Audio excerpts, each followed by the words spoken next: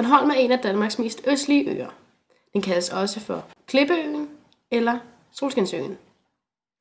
Vi har været på Bornholm for at tjekke en masse sten ud, og da vi var i Læsåen, skulle vi blandt andet kigge på sedimentære bjergarter. Denne videofilm kommer til at indeholde information om Læsåen og den sedimentære bjergarter. Bjergarter er opbygget af mineraler og grundstoffer. Der findes 3 hovedgrupper af bjergarter: magmatiske bjergarter, metamorfe bjergarter og sedimentære bjergarter. Sedimentære bjergarter, også kaldet aflejringsbjergarter, dannes, når et bjerg aflejres på grund af vind og vejr. Bjerget nedbrydes til sten, grus, sand og ler, hvorefter det føres ud i havet, blandt andet via åer.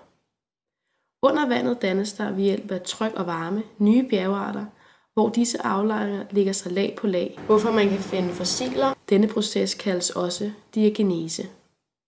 På Bornholm kan man finde mange forskellige sedimentære bjergarter. Det er blandt andet meget tydeligt i Læsåen.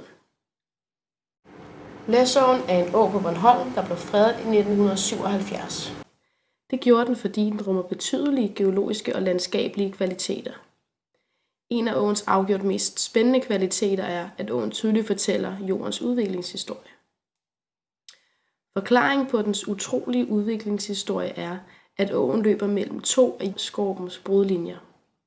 Istiden har slidt sig ned i undergrunden og blotlagt interessante lag. Langs åen kan man se overgangen fra grønne skifer til Rispebjergsandsten, fra Rispebjergsandsten til alunskifer og fra alunskifer til discellograptusskifer.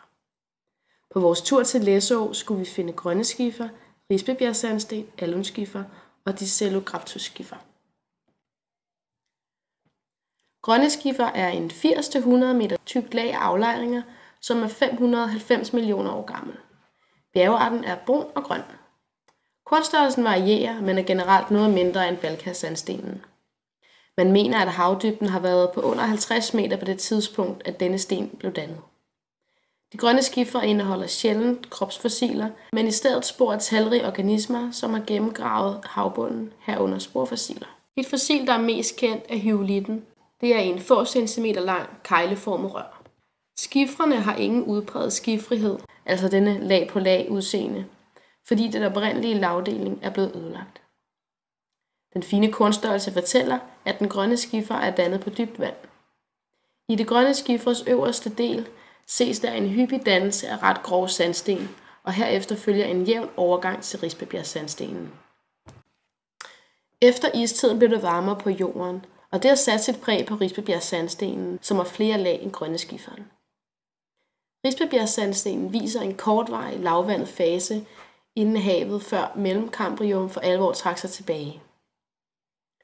På Bornholm findes der et 2-3 meter tyk sandstenlag, som overlejer de grønne skifre og danner et lille vandfald ved Kalbygård i Læså.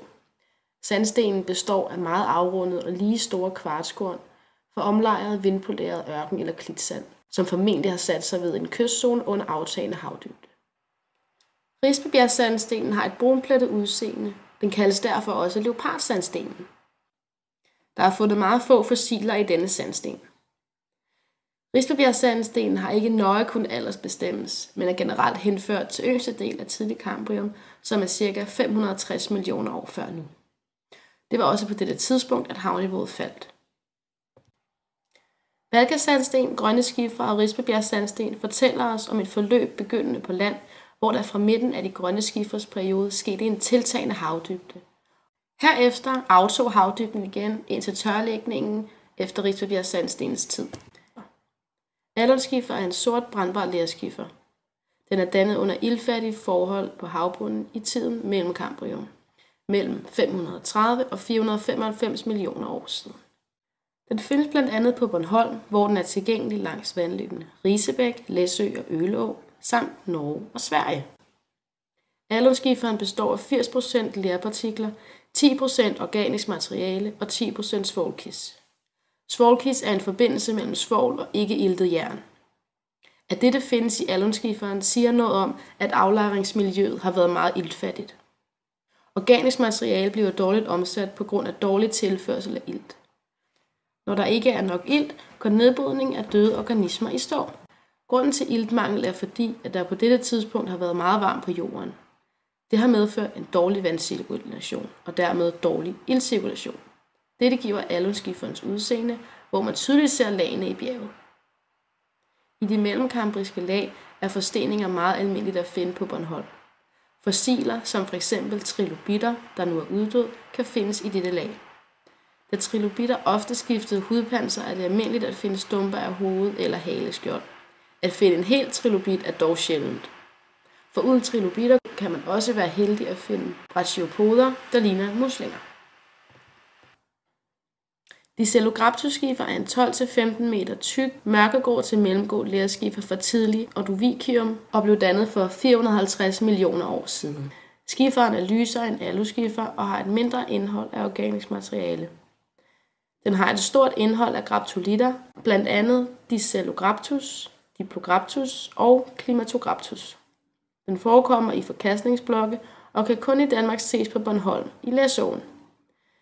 Skiferen er opkaldt efter sit indhold af fossiler, især af graptolitslægten Discellograptus. Da vi var i Læsåen, fandt vi desværre ingen Discellograptus-skifer.